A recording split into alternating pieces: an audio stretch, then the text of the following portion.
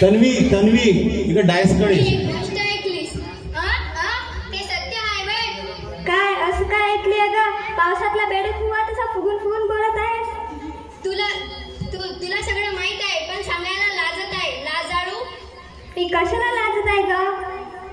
समजा माहित आहे तुला. समजा माहित आहे ना मग तुला तर सांग ना. माया माग का अशी गोचळासारखी लागली? तुझ्या लग्नाची चर्चा ऐकू येत आहे. ते सत्य आहे बे. हो माझ्या लग्नात चर्चा चालू आहे.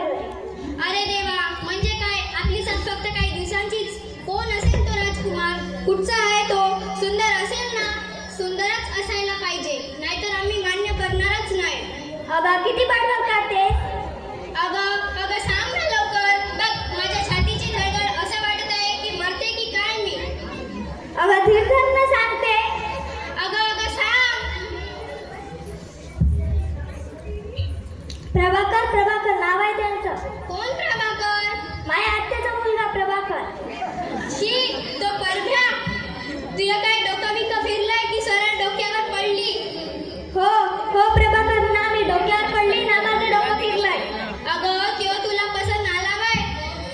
तो बघावं अमावास्येचा चंद्र, तू बघावं पूर्वेची चांदणी. छे हे अशक्य आहे. का? अगं त्याच्या थोबाडीत पाण्यासारखं काय दिसलं म्हणून तू त्याला पसंत केली ग. डांबरालाही लाजवेल असा त्याचा रंग, नेपाळी लोकांच्या नाकाशी स्पर्धा करणारा त्याचा नाक, टापऱ्या कानाचा, मागवर काढून कुबडा. तुला पसंत आला बाय? हो मला पसंत आला. अगं माझ्या डोळ्यात डोळे टाकून बोल. तू खोटी बोलत आहेस. मी कशाला खोटी बोले? नाही, तू चेहरा दुसरीकडे करत बोलत आहेस. म्हणजे तू खोटी बोलत आहेस. मी तुझी लहानपणापासूनची मैत्रीण आहे. ओळखते तुला. एवढी धीट पोरगी माझ्यापासून तोंड लपवत आहे. एवढं न कळायला मी काय येडी आहे? मी कशाला घाबरते? तुला तर अजिबातच नाही. अगं तू सून म्हणून कुणाच्या घरी चालली कल्पना आहे तुला? माझ्या आत्याच्या घरी. तुझी आत्याबाई कशी हे माझ्यापेक्षा तुला जास्त माहित आहे. काय करेल ती? अगं येडे, ती किती राक्षसी बाई हे समजा लोकांनी माहीत. तिच्या पायी तिचा नवरा म्हणजे तुझा होणारा सासरा बिचारा किती देव माणूस. साधा चहा सुद्धा न पिणारा चक्क दारू पिऊन लोळतोय. म्हणजे ती किती छेडते तिच्या नवऱ्याला. पोटाच्या इशाऱ्यावर नाचविले अन तोंडाला कुलूपच लावायला विसरला देव. बाय गो माझे, तिची आठवण जरी आली ना अंगाला काटा येतो. ते मी नाही करू शकत. माझ्या लहानपणीच माझी आई मला सोडून देवाघरी गेली. माझे बाबाच माझ्यासाठी सर्व काय. मी सोडलं तर त्यांना कोण आहे? त्याने दुसरं लग्न तरी केला. फक्त माझ्यासाठी त्यांनी या गोष्टीचा त्याग केला. किती कष्ट उपसले. माझ्यासाठी एक बाई म्हणून माझा सांभाळ केला. अगं हे सगळं खरं आहे. तुझंच काय तर प्रत्येक बाप हा आपल्या लेकरांसाठी आपली हाय झिजवतो. खास करून मुलीचा बापावर आभाळा इतका जीव असतो. अनुक्षणी बाप मुलीच्या भविष्याबद्दल चिंतित असतो. तिच्या जन्मापासून ते एक पैसा जमा करायला सुरुवात करतो. अनेक सुखांचा त्याग करतो. पोरगी लग्नाच्या वयाची झाली की बाप माया पाहिला आहे. माझा बाप रडताना रात्री उशीत तोंड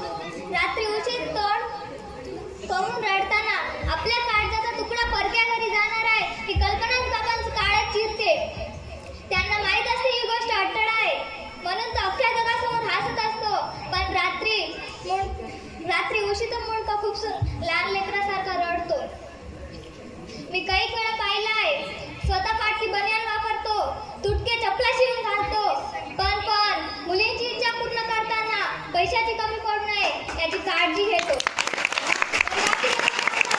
एक कप चहा विकत घेताना विचार करतो की पैसे वाचून माझ्या पोरीसाठी खाऊन यावं. अगं बापाची माया वर्णनेच असते. परंतु तुझ्यासारखा बाप कधी आंधळ होऊन चुकतो. चुकीचे निर्णय घेतो. आता तुझ्याच बघ ना, तुझ्यासारख्या इतक्या सुंदर पोरीशी लगीन एका अशा पोराशी लावून पळतोय तर तुला तर काय दुसऱ्यांनाही आवडणार नाही. तुझा इच्छेचा विचार कोणी केलेला आहे?